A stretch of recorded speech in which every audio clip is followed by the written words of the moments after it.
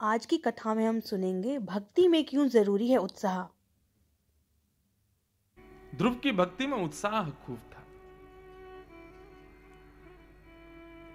दो भक्त थे, हिमालय पर गए भगवत प्राप्ति के लिए। दोनों ने भगवान का खूब भजन किया तो नारद जी महाराज दोनों को मिलने के लिए आए। पहले भक्त के पास गए तो उसने पूछा कि भगवान मुझे कब मिलेंगे। नारद जी महाराज बोले, तुम्हारे पीछे जो वृक्ष है, इस वृक्ष में जितने पत्ते हैं इनको गिन लो, इतने दिन और लगेंगे, बस फिर भगवान मिल जाएंगे। बड़ा परेशान हुआ, बोले इतने दिन और लगेंगे अभी?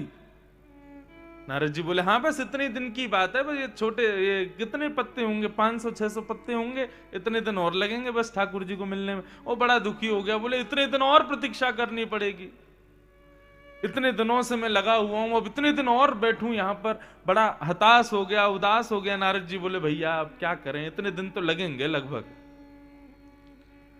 दूसरे भक्त के पास गए तो दूसरे भक्त ने पूछा, नारद जी भगवान कब मिलेंगे? तो नारद जी बोले, तुम्हारे पीछे जो वृक्ष है इसमें जितने पत्ते हैं इतने वर्ष में भगवान मिलेंगे।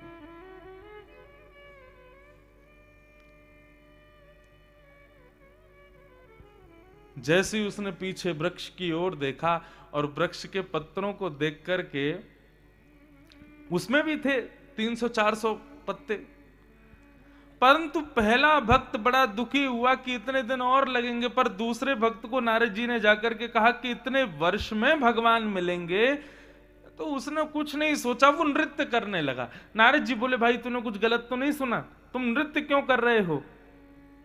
भगवान इतने वर्ष में मिलेंगे, मतलब अभी बहुत समय है, और तुम नृत्य कर रहे हो।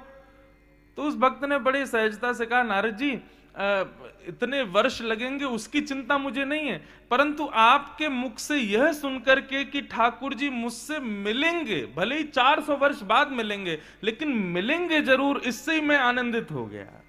इसी का उत्साह मेरे हृदय में प्रकट हो गया, और परिणाम यह हुआ कि उसके उत्साह की वजह से भगवान तुरंत प्रकट हो गए, और प्रकट होकर उसको दर्शन दे दिया।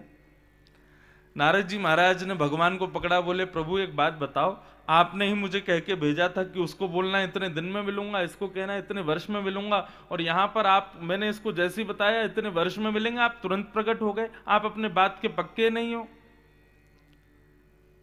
भगवान बोले, नारद जी मैं तुमको बस इतना बताना चाहता था कि मेरी प्राप्ति के लिए जप कितना होता है ये जरूरी नहीं, स्नान कितना करते हो, पवित्र कितना रहते हो ये जरूरी नहीं, आपने यज्ञ उपासना कितनी की है, नियम कितने अपनाए हैं, शुद्धता का ध्यान कितना रखा है, व्रत कितने किए हैं, ये आवश्यक नहीं है। मेरी प्राप्ति के लिए एक ही वस्तु आवश्यक है, और वो है उत्साह। तुम उत्सुक कितने हो, तुम उत्साहित कितने हो। और कर तो रहे हो यज्ञ, लेकिन उत्साह नाम की चीज नहीं है हृदय में। करवा तो रहे हो कथा, लेकिन उत्साह नहीं है। नाम जप तो कर रहे हो, लेकिन केवल काउंटिंग कर रहे हो, उसमें उत्साह नहीं है।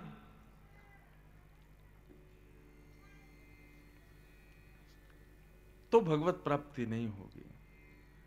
मैं तो अपनी कथाओं में कहा करता हूं कि भाई कोई एक ही नियम करो, कोई एक ही नियम करो, लेकिन करो पूर्ण उत्साह के साथ।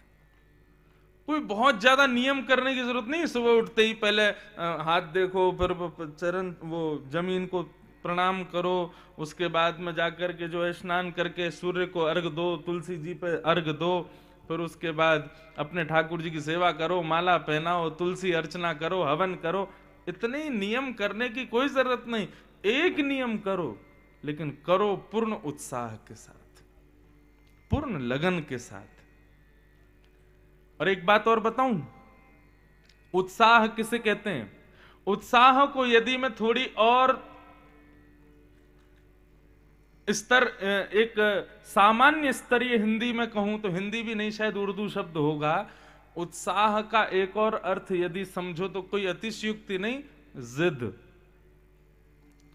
आप जितनी जिद के साथ ठाकुर जी को पुकारोगे, उतनी जल्दी ठाकुर जी आएंगे।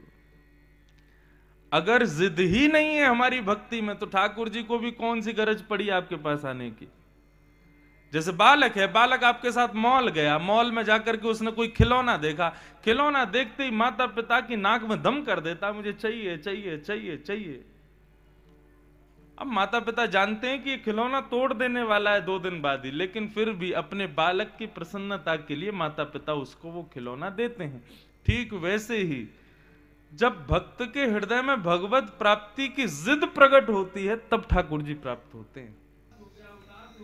तो मैं ये कह दूं तो कोई गलत नहीं होगा कि इस कथा के लिए शर्मा जी ने खूब जिद करी, तब जाकर के यहाँ कथा हो रही है।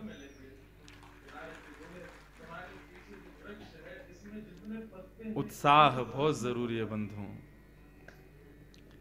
इसलिए कथा में आप क्या पहन के आते हैं वो जरूरी नहीं है, आप क्या खा के आते हैं वो जरूरी नहीं है, आप कहाँ बैठते हैं, कितनी देर बैठते हैं, एक आसन पर बैठते हैं, नहीं बैठते हैं, वो सब जरूरी नहीं है। ये जरूरी है कि आप कितने उत्साह से बैठते हैं। और एक बात कहूं, जितने उत्साह में व्यास आपको दिखाई देता, उतने उत्साह में रहना चाहिए कथा में। अगर आपको मेरा यह मैं प्रयास कल से अच्छा 1 लगा बजे हो तो बैठूंगा, मुझे 5 कमेंट में बजे तक बताइए, मेरे चेहरे जिससे की मैं आपके लिए और आकृति एक वीडियो सी ही